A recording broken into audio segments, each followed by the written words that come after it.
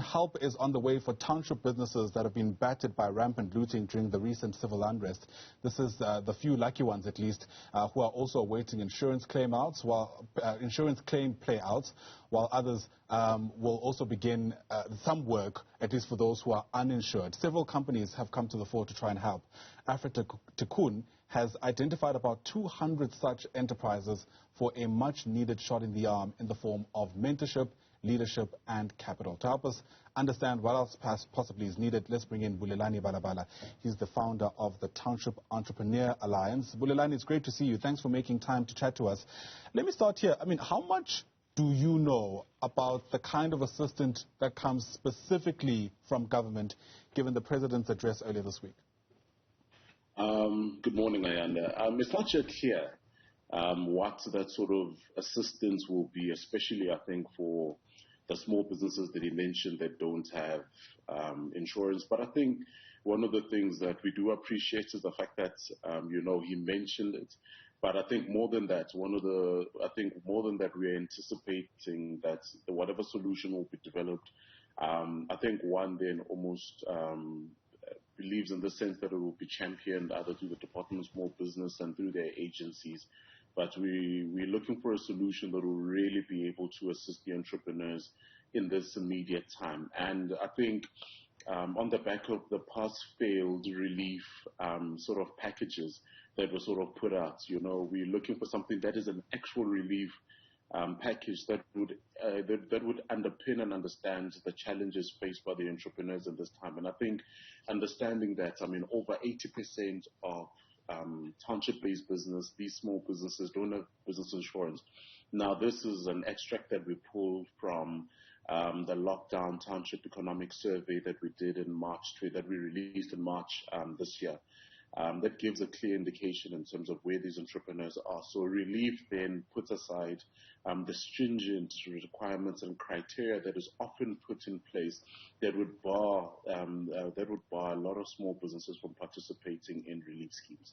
We also know typically that there's a kind of window between which a business can still be salvaged. I mean, how crucial would you rate it is that government communicates the plan as soon as possible? It's immediate, because on the back of I think one of this particular challenge, right, the looting and the damage that was caused to some of these business properties, is not an isolated incident. This happens on the back of over 18 months of the lockdown, right, which has frustrated quite a number of business. In the survey, we also didn't report then over 75% of these small businesses have lost their revenue, township-based businesses.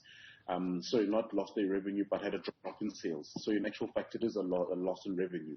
So you can almost imagine what the looting and the recent adjusted level 4 restrictions have done to exacerbate that situation.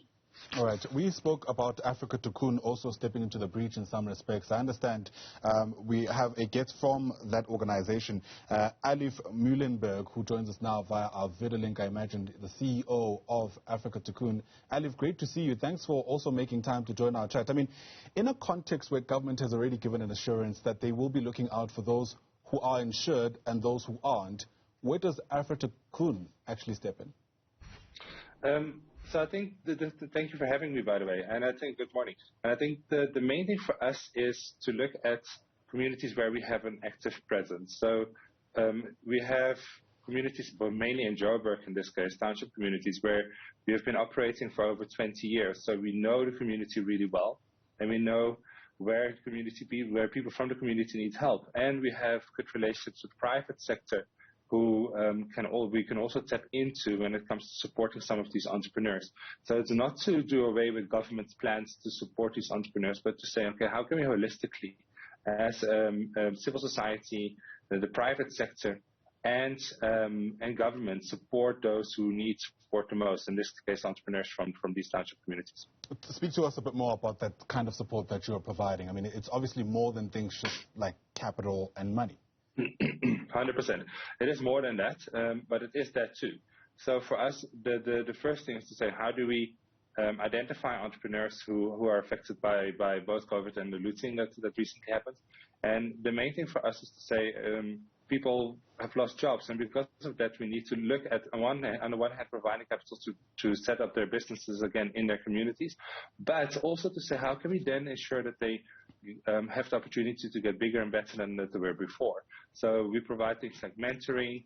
We provide things like opportunity to access to learners, to extra staff through learners that doesn't cost the businesses anything. And also then to get them in a room together to say, what would we need as small entrepreneurs or business owners from township settings in order to grow further? And to link that need again to the private sector and have a number of representatives of the private sector available to listen to those needs as well.